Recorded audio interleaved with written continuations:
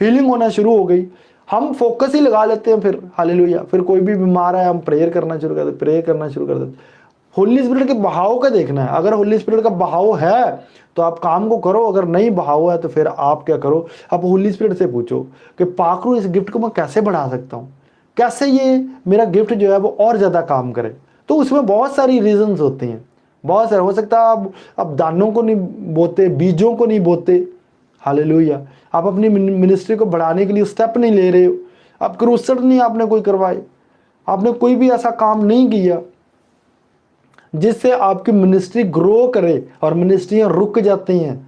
बड़े बड़े man of God, उनकी मिनिस्ट्रियां पूछ कर देखो, देखो आप यूट्यूब पर देखो, बुक्स को रीड करो, उनकी मिनिस्ट्रियां रुक जाती हैं। हालेलुया। एक खुदा की खादमा जॉस मैयर कहती कि मैं जब बड़ी देर तक चाहती थी खुदावंद काम कर